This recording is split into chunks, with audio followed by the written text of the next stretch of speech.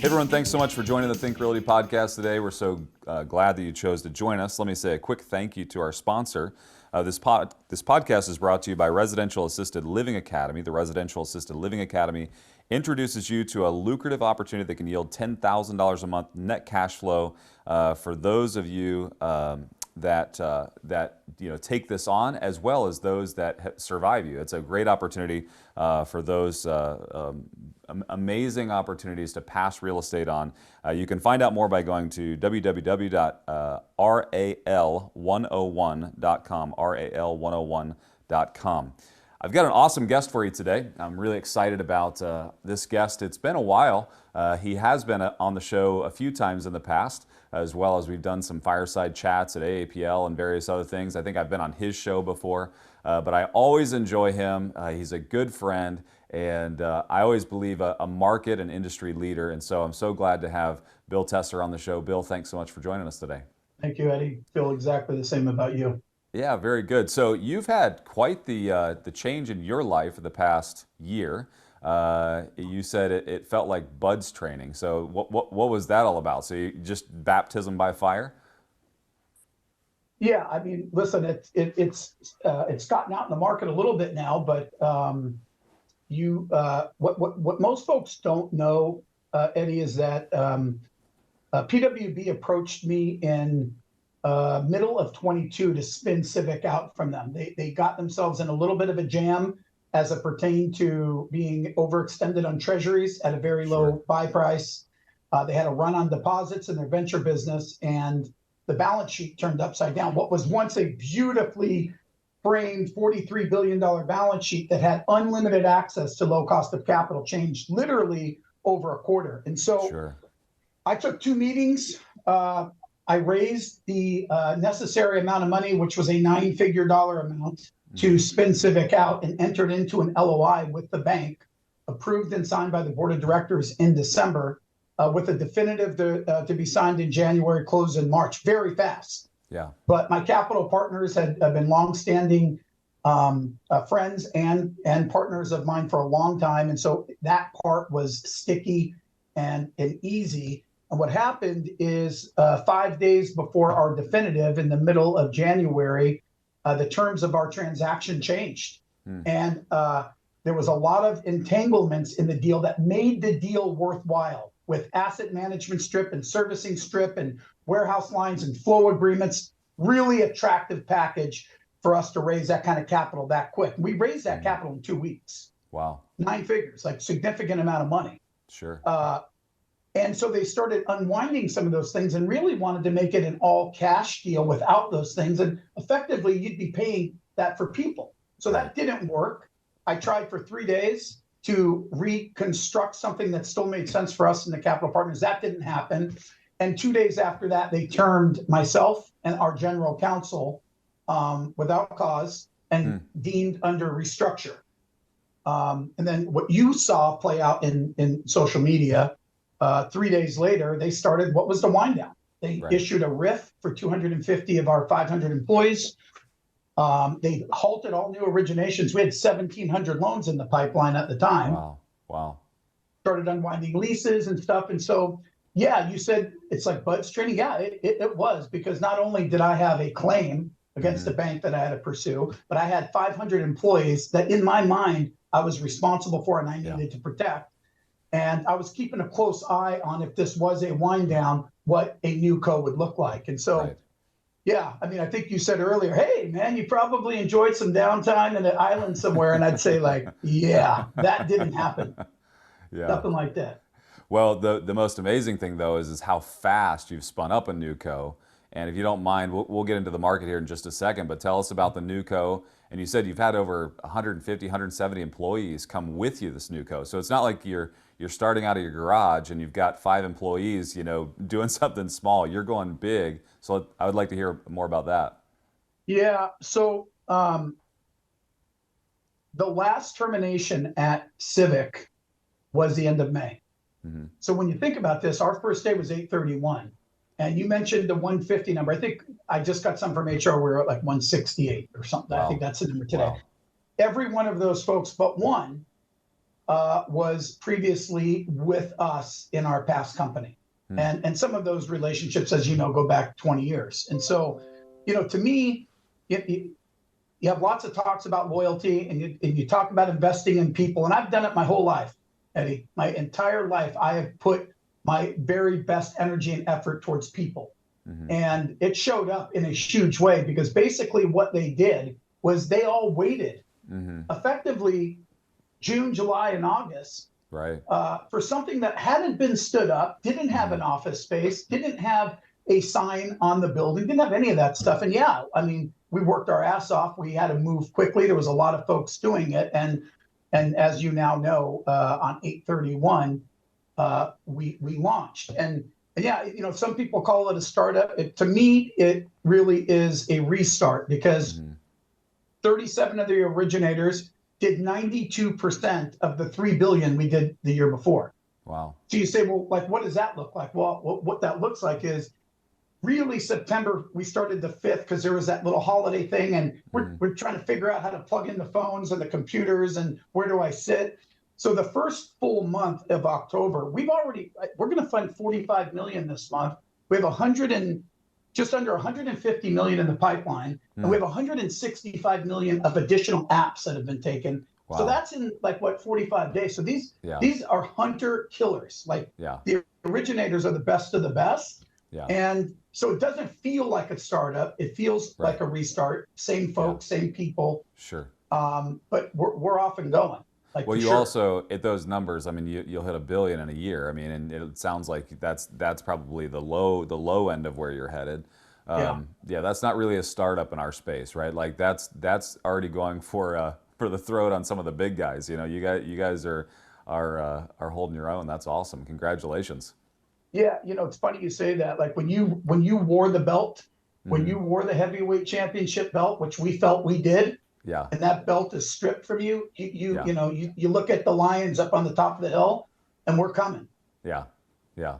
Well, with that much origination in the pipeline, that many originators, a team that can service it, yeah, I mean, why not? You have to at that point. I mean, you're not playing small, which, again, I know you and I know how you've played and I know your employees, and I don't think you ever play small, and I know your employees don't. You've got a team that are ready to go take the hill, and so congratulations. Yep. That's fantastic. So talk to me about, you've stood up this company now, right? And you're off to the races, but it's not like you're doing it in a time that's easy, right? I mean, you've got interest rates that are rising. You've got a real estate market that is tumultuous at best. You've got massive housing shortages all over the country when it comes to real estate investors, right? Like I'm struggling to find good deals as an investor. How do you navigate a restart and also playing in this current market that we're in? One of the things I've always loved about you, Eddie, is that you've had a very opposite view and approach in the marketplace. And we've always seemed to be, without hanging out on the weekends and spending a lot of personal time together, really in alignment. But I'm going to tell you this right now. When you look at the malaise of the crap that is out there, rates at 8% on the conventional, the lowest level of inventory since, I think, 2009 is what I just read. And a housing shortage that you and I were screaming about 18 months ago, that's only gotten worse. You got people working from home, educating from home, helping their elderlies. You got a whole host of people that are landlocked in the 2 and 3% rates that are not selling those loans or selling those homes. They can't afford to go anywhere else. And so you also got a shitload of dinged up real estate out there. And my personal opinion is, as these folks are running out, you got legacy issues and you got some folks that have had some challenges with some loan sales. And these folks are coming out. Like for me, I've never felt more confident coming into a market with that noise. You also got, Eddie, that no one talks about, you got a treasure trove of capital that's been sitting on the sideline watching all of this stuff you and I talk about that are now COVID raising rates, 11 times over the period. Now they're leaning in and they want to align themselves with operators that have gone through this. And so if you say where's the opportunity? I see it there. I also look at the conventional side, which has gotten gutted. They've gotten completely gutted, and they're now trying to figure out what the next move is. And so they're being a lot more open to discussions on the BPL side and bringing that product in, as opposed to rewriting Eddie Wilson's loan, 7 times over 2 years. And so Sure. I see wholesale opportunities. I see some product opportunities that I'm working on bringing into the marketplace in first quarter that I think there's a void of. And I think there's still a lot of dinged up real estate. And Eddie, like they talk about rates, yeah, 8% screws up a lot of people in refinancing on the conventional side, and a lot of people can't qualify on the purchase side. But on the investor side, on a $500,000 loan, it's 10 grand of carrying costs for a year. So they make 53 instead of 63, or 40 instead of 50. They're still going in. Right. So I haven't really seen that.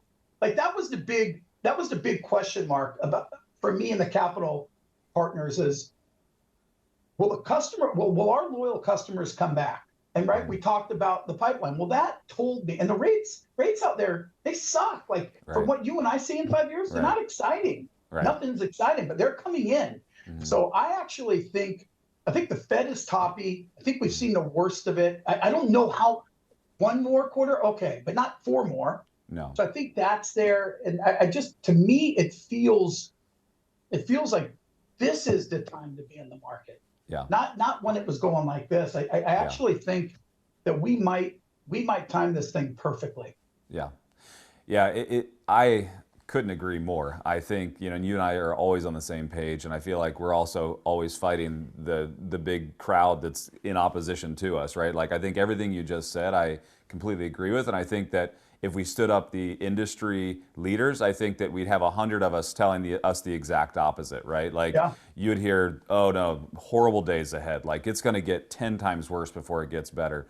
And the reality of it is like we still have a fundamental supply problem, right? And like you said, now you have the dinged up real estate you're talking about, and it's even more appealing today because there's not new housing construction pacing with demand, and so there's no new houses to buy. And so what are you going to do? You're going to have to rehab these properties. And so you get real estate investors that understand that fundamental economic shift that's happened in the marketplace.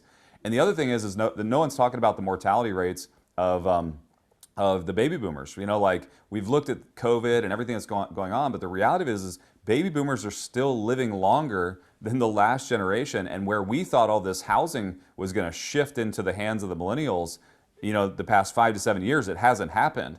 That means it's all still to come. That real estate's all dinged up, right? And the millennial doesn't want to live in his mom's or dad's house, right? But they are going to end up with it, or that house is going to go back into the general public. And it's going to be even more attainable than a brand new house that's being built because there's so few of them being built. So I think you're absolutely right. And I love that you've timed this. It seems like it's serendipitous, but it's probably intentional, right? And even you said that first quarter you're coming out with new products. Would you mind just sharing what you're looking at for products for first quarter? Because I'm curious, because I think it's the innovation of lending that is going to help us bridge this space that we're in right now. Not yet. Okay. I'm not ready yet, but you and I could take this offline, but it is coming. Yeah. And so I think there's a void. I think there's a big void. I also think just what I can share is like these piggyback seconds. There's a lot of players on the sidelines that will increase the leverage going into a transaction. So if the world is lending at 75 or 80, whatever that is, they might go to 90 with PGs and some other sorts of things. I think you'll see that. Yeah. But there's a couple other products that I think our industry needs, and it's part of why I was wanting to come back. And so what I will tell you is I'm going to try to roll it out this quarter, but I think it's really a first quarter thing. Yeah. You did say something about dinged up real estate. The original parent company of our last company was Wedgwood. Wedgwood. Mm-hmm. And Wedgwood at least claims to be the largest independently owned fix and flip company in the nation. They purchase, fix up, and flip 400 to 500 homes a month. Sure. And then you would say to me, well, not now though, right, Bill, because there's not as much inventory. They did over 400 last month. That's crazy. They did, and you don't have 17 people bidding on that same asset. So yeah, the cost of capital is a little bit more money.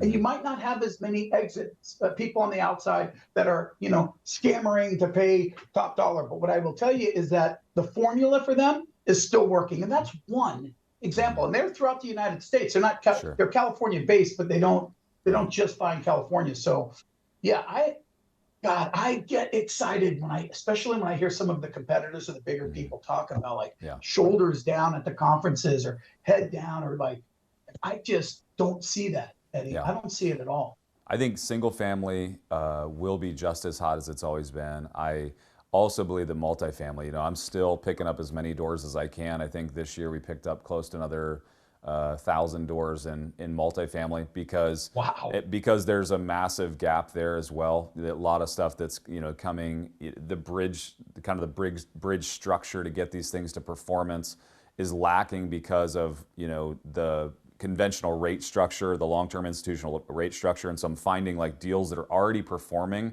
that they just don't have enough liquidity to purchase. So I'm purchasing deals that would typically take me 5 to 7 years to perform, and it's going to take me 2 to 3 years to get them to perform. I mean, it's still amazing out there for people that have their ear to the tracks. I mean, there's a lot of opportunity out there. How do people find out and kind of stay in contact with you so that when these new structures do come out, they can kind of see them, participate in them, understand them?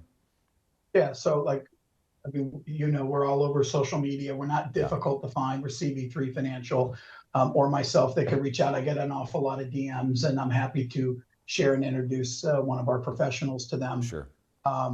Yeah. So no problem there. Very cool. Appreciate you asking Well, thanks. about that. Thanks for everything that you do for the industry. Thank you for what I'm personally grateful for is watching how you stayed with your people and how your people stayed with you. It's so lacking in this industry, both in the real estate investment industry, but also in private lending, where people are just commodities. And I know that you care for your people, and I've watched now how much they care for you, and that loyalty between the two of you has showed up in a massive way. And I think it should be a huge testimony to your leadership and to everything that you've built and the amazing team that you have. And so huge gratitude for being an industry leader and doing what's right and caring for your people and understanding that people are the greatest asset we have. And but I appreciate it. I look forward to seeing you at the AAPL show coming up, and I know we'll get to hang out there a little bit. Again, to all the Think Realty listeners and viewers out there for the podcast, make sure you check out CV3. This is a solid company. It's not it is a new company, but it's not a new startup. This is a long-standing group of people that know this industry and will support you and partner with you in getting some of this dinged up real estate back on the market and finding the profit there. So appreciate your time today, Bill, and I look forward to catching up again soon. Appreciate you too. Thank you. Absolutely. I want to say one more quick thank you to our sponsor, which is Residential Assisted Living Academy. Residential Assisted Living Academy is a great way for you to help seniors that need a place to live and also find a great performing asset. You can find them at residentialassistedlivingacademy.com. And also, I would love for you to go check them out, see all that they have, and thank them for supporting us on the podcast. If you haven't already gone to our website and signed up for any of our conferences coming up, we have conferences coming up. And if you use the keyword podcast, you can always get a buy one, get one free. That's the secret to getting into our shows at half price. So as a thank you for watching and participating in the podcast, we always want to support you back. And again, make sure you're following us on social media. You're picking up the magazine at Barnes & Noble. You're getting it delivered to your house. Participate with us. Let us know your thoughts, and let us know if we can ever serve you in any way on your real estate investing journey.